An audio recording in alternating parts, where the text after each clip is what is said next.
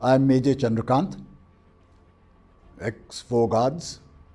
Our ability or my company's and my own little contribution in that of being able to infiltrate deep inside Pakistani territory and get behind the enemy lines and put a effective block at Akhora for 4 or 5 days and repeatedly beat back the Pakistani infantry, artillery, armored and aerial attacks on our company positions without giving up our positions, in spite of having suffered heavy casualties in dead and wounded, is what was recognized and for which I was given the Veer Chakra.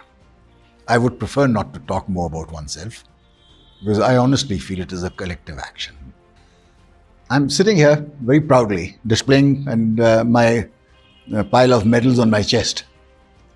But I honestly believe that every Indian has an equal right to wear similar medals on his chest and be proud of them. Every soldier and every civilian in Indian, man, woman and child. My own experience of our own countrymen, of whom the army, soldiers, airmen, navy sailors are representative of, their conduct in the war was exemplary. Exemplary in fighting. How many people, how many nations can say in 14 days they won an absolute victory? Taking 1 lakh prisoners and liberating and creating a country which never existed in war? Is there any similar record in our own Indian history? None. Our soldiers, sailors and airmen did it in 1971. But more than that, the victory and creating a new nation is, unlike other armies, when they occupy a victory and occupy another country, the conduct of our soldiers is so exemplary. At least I did not hear, and I have it on record from the local Bengalis, that during our occupation in Bangladesh, not one woman was molested by our troops in Bangladesh. It cannot be said of the American troops in Afghanistan or in Iraq, or by the so-called Canadian troops in Somalia or Norwegian troops with the United Nations. It is only our own Army, Navy and Air Force, though in occupation, behaved in the most honorable and exemplary manner with the local population. That is something every Indian needs to be proud of. Secondly, the surrender took place on the 16th of December. On the 22nd of December, the Bangladesh government in exile, headed by Mr. Tajuddin Ahmad, arrived in Dhaka. I was there because I had then been released from the military hospital. I received them. General Sagat, who was a de facto governor of Bangladesh, or at least a greater part of Bangladesh by then, handed over the reins of government of Bangladesh to the representatives of Bangladesh. We as an army did not govern Bangladesh. In fact, Sagat became a little unpopular because a small group from Eastern Command had come there to help with the administration of Bangladesh. And de facto, it wasn't just soldiers, it was a group of foreign affairs men. Sagat sent them back to India. He said, we should not behave like an army in occupation. The Bangladeshis' civil administration is capable of looking after and taking care of Bangladesh themselves. And that is within 1 week thing. The Americans in 20 years in Afghanistan were not able to do it, nor could they do it in Iraq. in 1 week. On the 10th of January 1972, when Sheikh Mujibur Rahman was released from jail and came to Dhaka, I was there for the security of the airfield. The plan was that we would provide a guard of honor. General Sagat said, no, let the Mukti Bahani provide the honor. Let Mujibur Rahman feel that he is returning to a truly liberated country governed by their own people, not by the people of India. That is something that has paid us dividends, and that is what we should be proud of. The other thing that we should be proud of, as I said before, when I was wounded, I was in the hospital. I find a Pakistani soldier in the bed next to mine, being treated exactly in the same way as our own soldiers, including our officers, were being treated. Our doctors were true to the Hippocratic Oath. That is something that we should be proud of. And that is, I think, the way for humanity, not only India, for humanity and all over the world to learn.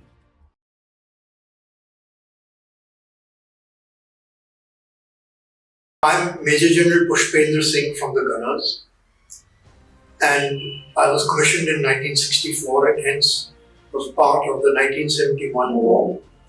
In August 1971, I was teaching the long gunnery staff course officers at the School of Artillery, Devlali. The first inkling we got that war clouds were gathering was when the course was cancelled and all officers were returned to their units. Soon thereafter, we were called to the school headquarters and told to proceed on temporary duty to Talbet and report to 36 Maratha Light Regiment. When we asked that what is the nature of the temporary duty, they either wouldn't or couldn't tell us. Then Kultar asked, how long is the duty for? They said, we don't know. Anyway, at night we reached Talbet and were ordered to report to the regimental parade ground at 7:30 the next morning. When we arrived at the parade ground, there was a most amazing sight. There were about a dozen or more L-flies which were pitched end to end and tables and chairs laid out under them. And on this, there were a whole lot of ordnance and AME NCOs and GSUs with a sprinkling of officers present there. In front of this table, there was a large number of heavy crates. The unit collection party had gone to Bombay port and received this equipment, brought it in the train and reached only the night before. Now, a most astonishing display of efficiency that I've ever seen in my 39 years of service awaited us. As the crate was opened, it revealed a very large mortar, which was the 160mm Soltam mortar.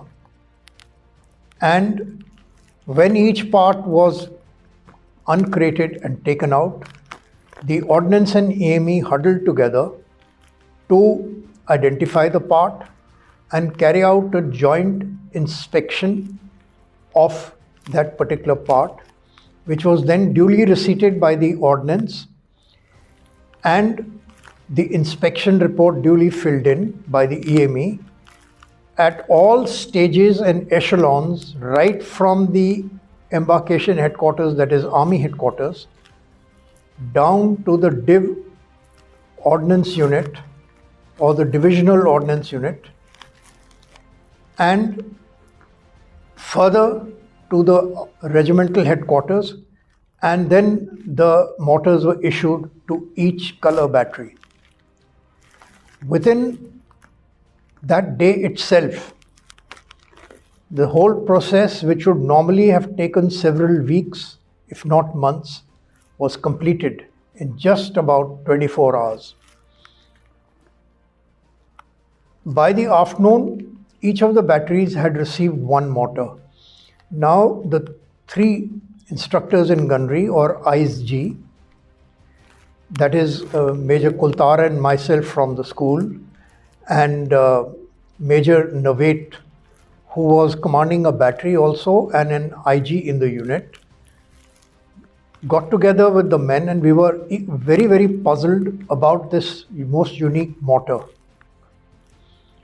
It shouldn't have been the case because the regiment was already equipped with a 120 millimeter mortar.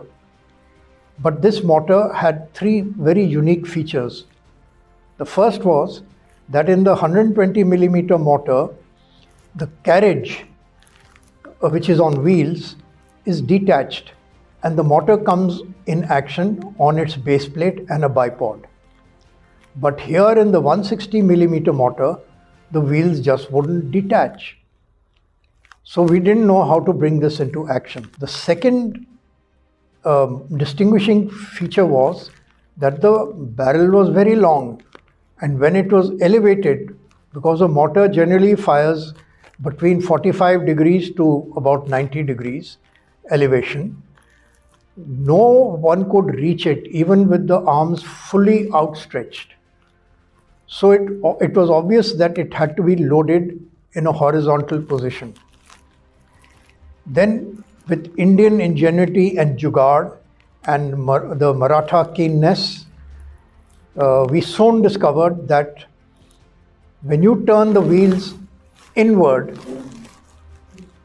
the mortar can be traversed on the wheels itself. So it doesn't require the wheels to detach. And secondly, there was an elevating gear which had a handle in the middle of it. When you pull the handle, the barrel collapsed and could be easily loaded. The other interesting feature was that while the barrel was collapsed, the layer who is sighting the mortar and setting it in the correct elevation and direction which is required to hit the target, he could continue working. So the layer could continue doing his job while the mortar was being loaded. And it couldn't be loaded by a single person, as it was the case in the 120 millimeter mortar, but it required a team to load it because the shell or the bomb was 84 pounds in weight. By the evening, we had figured out how to bring the mortar into action and had worked out a rough gun drill. The next morning, by the middle of the morning, all 18 mortars had been issued to each of the three color batteries, that is 6 each, and we worked out a gun drill for everyone to do, and we started practicing this gun drill. On the third morning, the Director General Artillery, Major General Vashisht, then designated Director Artillery, arrived to visit the unit, and at the same time the foreign experts who were Israelis, they also arrived. The commanding officer, then Colonel B.B. Kumar, reported to the Director Artillery that the equipment arriving from Finland has been collected by the unit, brought to the unit location, duly receipted and inspected from all echelons right down to the unit level and issued to the color batteries. And after this, the foreign experts and the Director Artillery were given a short presentation, or a demonstration rather, on gun drill by bringing one battery into action, recording the center of arc, recording the mortar on a designated fictitious target, firing, cease firing, and then scooting off. A point to note was that this weapon was very simple. Once the fire mission was over, you simply collapsed the motor, opened the wheels into traveling position, hooked it up and went. So this is the first shoot and scoot equipment I had seen, and this was even before, many years before, the term had even been invented. The DGRT was suitably impressed by the proficiency and enthusiasm with which the unit had approached this task and learnt in a short time of 1.5 days how to operate the equipment. After he left, we got into a huddle with the foreign experts, and they presented us with a training program of 8 weeks. Then Major Randhir Navet said, "What nonsense." He says, "We are carrying out live firing next Thursday," which was just a week away. And thereafter, we are moving to our operational location. The foreign experts who were Israelis should not have been surprised, having seen what all we had achieved in a short day and a half, even in their absence. But I'm sure they were astonished. And the final regimental exercise went off flawlessly. We deployed in the Babina ranges for the firing. Due to peacetime safety reasons, the observation post was located at least 2 kilometers away from the target area. And when the firing commenced, the rounds landed, and we could feel the shock of the explosion in the pit of our stomachs. Imagine what the enemy on whose head they were landing would feel. This was because this mortar had an 84-pound shell, and being a lighter weapon, low muzzle velocity weapon, it packed 3 times the amount of high explosive that a medium artillery shell packed. After the ceasefire, the Pakis were trying to take back some minor positions to improve their defensive position. And 160 millimeter fire was called for. We fired on them, and the forward defensive localities, or FDLs, of the neighboring company were shaken.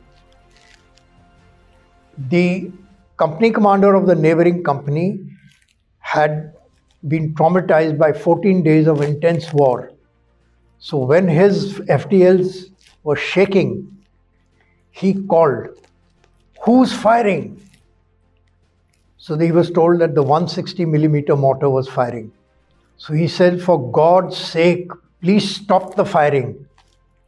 So if you can imagine what our own troops were feeling when more than a kilometer away, and what the Pakis would be feeling when the mortar shells were landing on their head. It was a devastating weapon.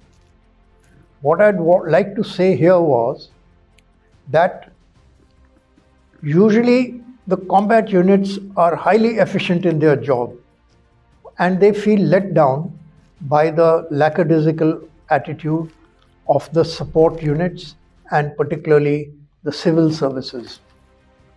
But in this particular case, you could see that from the port handling the equipment coming from Finland to the railways moving this equipment right up to Talbot in the shortest possible time, the entire echelons of Army headquarters, right from embarkation headquarters down to the LRW and the DIB Ordnance Unit, were working as a well-oiled team, an efficient machine. Now, when such a atmosphere of efficiency is displayed naturally the combat unit gets enthused. And I think this is due to the singular leadership of our Army Chief, Field Marshal Sam Manekshaw, complemented by the civilian leadership of Indira Gandhi. The whole nation came together as one to produce this feeling of invincibility, and that is why we were able to liberate Bangladesh in in just less than 2 weeks. If anything, it's the Ministry of External Affairs which was slightly delayed in getting the foreign experts to our location, maybe 2 days later. But it could also be due to the fact that the rest of the echelons worked with such efficiency that we were ready 2 days before the foreign experts were due to land. And it was in this spirit of teamwork, the whole nation approach, that we won the war in 1971.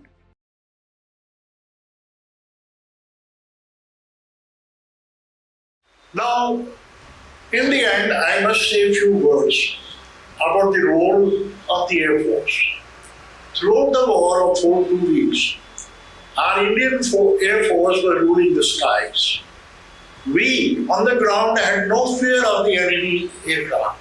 Only in the first 2 days, that is 1st and 2nd December, a few sorties were flown by the PAF, but they were also shot out of the sky by the Indian Air Force, and thereafter we were the masters.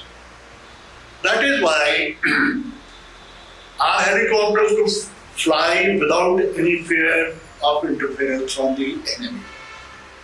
Our convoys could move, our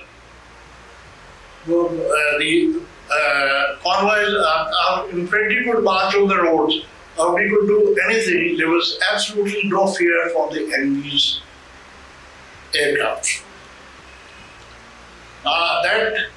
And the final act, the feather in the cap of the Air Force, was that raid on the governor's house on the 14th morning, which convinced Niazi that the game was up.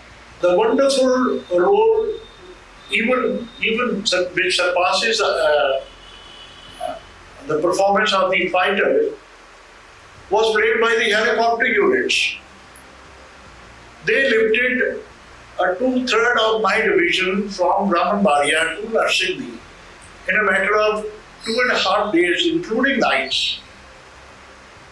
Over 135 sorties were flown, on the average 15 sorties per machine. And mind you, there were only 10 helicopters which were airworthy. Out of those also, some were not a single casualty. Some became grounded during the operation, but they were back again within 12 to 24 hours. Now that was a wonderful feat on part of 110 helicopter unit of the Air Force. I must mention that in this war, the generalship shown by Indian senior officers was of an outstanding caliber. Our generals, our commanders, I must name a few in my sector: General Sagat, the Corps Commander; my GOC General Chalves, Brigadier Mishra of 311 Brigade; my own commander, Brigadier Janjeev Singh Baba, called Jangi Baba; and Colonel Himmat Singh, the CEO of Fort Arts. They deserve all the kudos for being always up at the front, commanding the troops. In fact, General Sagar, quite often, he flew over and landed behind the enemy lines when our forces were advancing, and he would go and land next to the vanguard, the very vanguard of the advancing troops, and shake hands with the major commanding that particular company or platoon. That was the type of support, that was the type of daring that General Singh showed. A number of times his helicopter was shot up. And he just got saved by a fluke. That is what was, to a large extent, responsible for the outstanding victory that the Indian Army achieved. General Singh, who had already earned a very big name during the operations in Goa in 1961, a fight with the Chinese in 1967. He was a great commander. It was he who decided not only to achieve the aim given to him. The aim given was to advance up to the Meghna River. He decided to jump the Meghna River, and when General Jamjit Singh Arora, the army commander, told him not to do that, he defied him. He said, Jaggi, I am giving you something more. I am giving you Dhaka on my plate. And he really did that. And in a matter of 2 weeks, if Bangladesh was liberated within that short period, most of the credit should go to General Singh.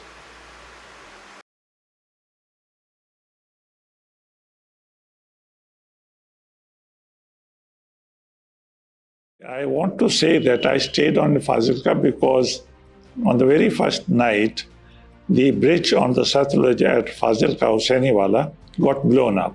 So Firozpur, in my opinion, was safe. And I therefore stayed in the critical period of the first 2 days when Fazilka was attacked. So, so we went to the brigade commander, and towards the evening, the JCO came running, and then a captain came running. Sir, they've gone on to the Malot Road. And this was behind us. And it was just like what the PAP commandant, the BSF commandant had told us. Now, what happens in war is that if you rely too much on smugglers for information, they act both way agents for their survival. So this was probably false information conveyed to the army and conveyed by the BSF commandant to us, and withdrawals began to order. Luckily, when this order went to the army commander that an order was being given to withdraw to Fazilka and fight within Fazilka, he immediately countermanded the order. I was still sitting with Brigadier Chaudhary at that time. And in front of me, the Brigadier Chaudhary ordered the formations. Actually, they had started withdrawing from one place and said, please call them back and go back. We have to fight wherever we were. I then took his leave and went over to the Sadr police station where we used to be with the 70-odd Fazilka dwellers who were left back with us. And then I came to know that a counterattack was coming. And I had made earlier a request to the brigade commander that I would like to see the fireworks. So he called me to Kanar Rest House where the GOC of the Foxtrot sector, General Ram Singh, was there. He was briefed, and he had been spoken to by brigade commander, and he had permitted that I can come with him. When we got up to go, General Ram Singh said, Swaran, if something happens to you, it will bother me. Now, General Ram Singh had lost his son-in-law in the army attack in Bangladesh some 3 weeks earlier, and he had never mentioned this to us. He was a believer in God. He used to do a lot of part, and it is from his staff that I had come to know. So when he said this to me, I took it immediately. I said, sir, it's all right, I will not go. And I bid him farewell to go and good luck.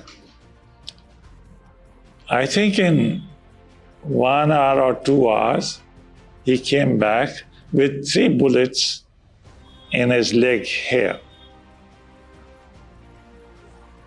We took him to the hospital, civil hospital. He was operated in the civil hospital, and Dr. Garg, who later on got a Shaurya Chakra also, he operated upon him. Now, what I want to say is that my being there and insisting on it, that I will be here only, helped in retention of all these services, the civil services, of the telephone exchange, of the medical services, of everything else. Now, we were sitting in the Sadr police station when the telephone exchange people rang up the SGM. SGM said, sir, they want to run away. They said it's very dangerous because they keep on hearing everything on the telephone through the exchange, and they say they are going away. I said, talk to them not to go, but he could not persuade them, so I took the phone from him. I told them, I said, I am here, my government wants me in Firozpur, but I am here only so that you can stay here and serve the army. So please understand, and in case we have to evacuate, I'll first of all get you out and then look after myself.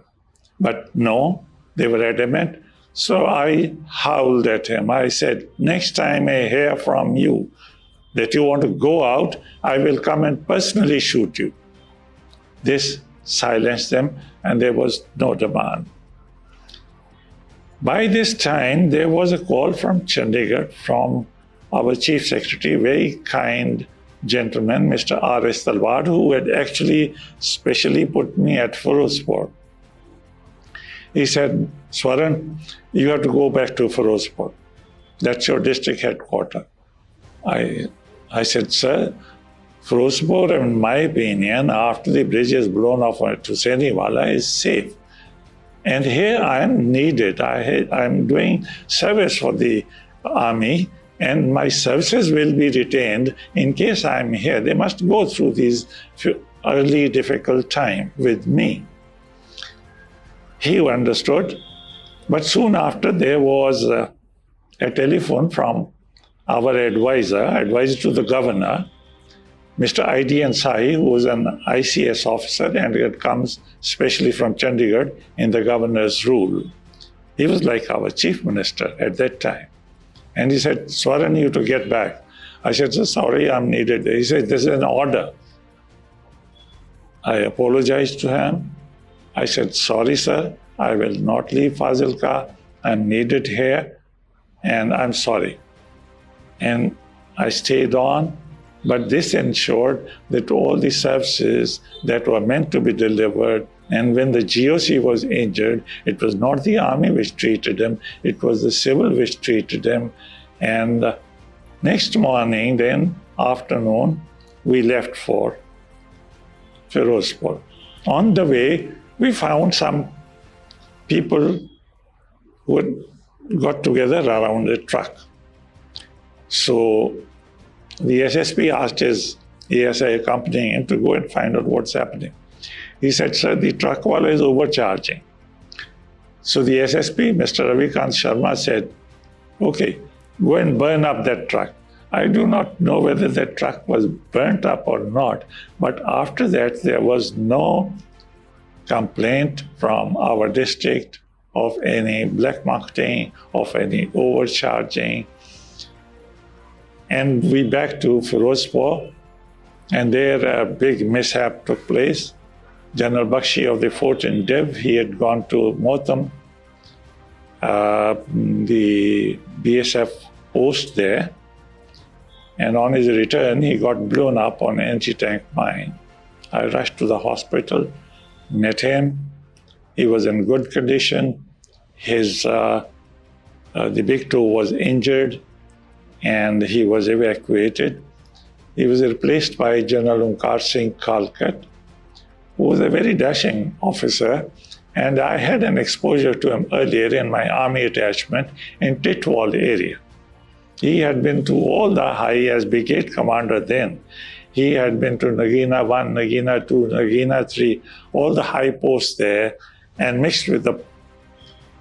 He used to take a bottle and put rum in the mouth of the soldiers posted there. It was a great thing for a soldier to be looked after by his brigade commander like that. He was a great commander. So he had now joined in place of General Bakshi in 14 Dev. So he asked me that he wants to know the route which smugglers take into Pakistan. So we had put all the smugglers of the district in behind bars under the NSA. So we retrieved them from there and put the army in touch with them so that they could tell them which way to go, etc. There was high elephant grass. He said, can you have them cut? So we asked our people. They got together and they cut whatever they could cut, the Sakanda. The idea is to say that we never said no to the army. And that is why all the army generals, and there were 4 of them, they said, you feel like fighting in this state. That is the motivation which can come to the army from the people of a place. And that is how it went on. And the war ended on 17th, I think. And let me say that I've learned a lot from the senior army officer of man management, how to manage your people, how to manage people below from whom you have to take work, how they call even a junior most JCU as Saab, or even a soldier as a Saab. I know my SSP would sometimes call them maa behan ki gali also. But the way to command is definitely the best in the army and the other forces too. It was a great experience for them. When the war ended, of course, the next was resettlement. The government of India was very kind.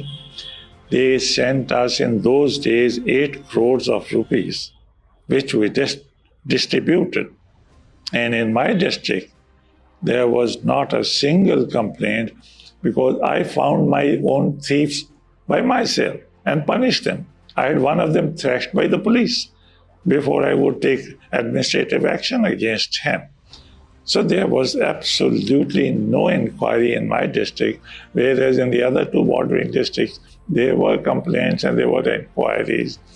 It was a great time, and it's very nice to remember those days, but I really wish that there's no war ever. It's a foolish exercise anytime.